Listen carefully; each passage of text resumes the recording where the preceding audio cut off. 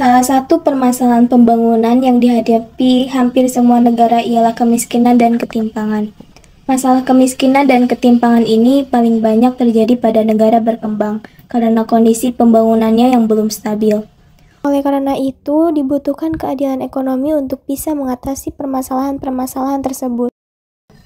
Keadilan ekonomi dalam perspektif Islam dapat diartikan sebagai keadilan dalam pemanfaatan sumber daya ekonomi dan keadilan dalam pendistribusian hasil-hasilnya. Islam mengajarkan keadilan dalam ekonomi sebagai proses hukum ekonomi yang adil dan bukan hanya sekedar pendistribusian sumber daya dan hasil tanpa proses hukum ekonomi yang adil.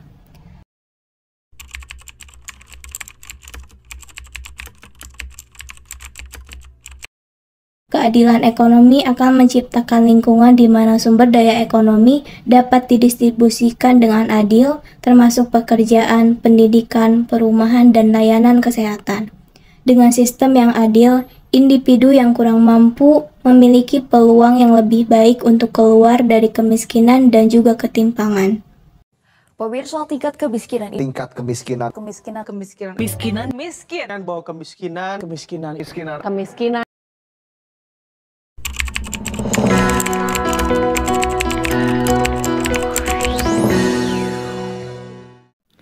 Kemiskinan didefinisikan sebagai keadaan di mana seseorang atau sekelompok orang memiliki keterbatasan ekonomi yang signifikan, sehingga mereka tidak dapat mendapatkan akses yang memadai terhadap kebutuhan dasar seperti makanan, pakaian, perumahan, pendidikan, dan perawatan kesehatan.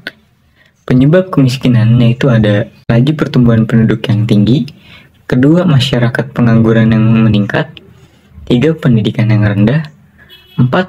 Bencana alam, dan yang kelima, distribusi pendapatan yang tidak merata. Ketimpangan adalah keadaan di mana ada perbedaan yang signifikan dalam distribusi sumber daya, pendapatan, kekayaan, atau peluang di antara individu atau kelompok atau wilayah tertentu dalam suatu masyarakat atau ekonomi. Ketimpangan ini dapat mencakup ketimpangan ekonomi, sosial, politik, atau akses terhadap layanan dasar seperti pendidikan dan perawatan kesehatan. Penyebab ketimpangan itu sendiri ada faktor internal, faktor eksternal, kondisi demografis, tingkat pendidikan, kondisi kesehatan, tingkat kemiskinan, kurangnya kesempatan kerja, kondisi keuangan, perbedaan dalam peringkat sosial masyarakat, dan yang terakhir ada tempat yang geografis. Di banyak kota di seluruh dunia, anak jalanan seringkali menjadi contoh nyata kemiskinan dan ketimpangan. Mereka terpaksa tinggal di jalanan tanpa perlindungan, pendidikan, atau akses layanan kesehatan yang memadai. Pemulung juga menghadapi tantangan yang serupa, karena mereka terbiasa bekerja dalam kondisi yang berbahaya tanpa perlindungan atau upah yang layak. Di pasar, ketimpangan sosial dapat dilihat dari disparitas antara pedagang yang kaya dan pekerja harian yang berjuang untuk mencari nafkah tanpa jaminan sosial ataupun perlindungan pekerja. Semua ini menampilkannya perlunya perhatian terhadap isu kemiskinan dan ketimpangan yang perlu ditangani secara serius. Dalam perspektif Islam, pengentasan kemiskinan dan ketimpangan dilakukan melalui prinsip keadilan ekonomi yang ditegaskan dalam konsep zakat, infak, dan sedekah. Selain itu, pendekatan ini juga mencakup perlindungan hak-hak pekerja, pendistribusian kekayaan secara adil, dan pengembangan ekonomi berkelanjutan yang memperhatikan kesejahteraan bersama. Dengan menerapkan prinsip-prinsip ini, diharapkan tercipta masyarakat yang lebih adil dan berkeadilan secara ekonomi dalam rangka mengentaskan kemiskinan serta ketimpangan sosial.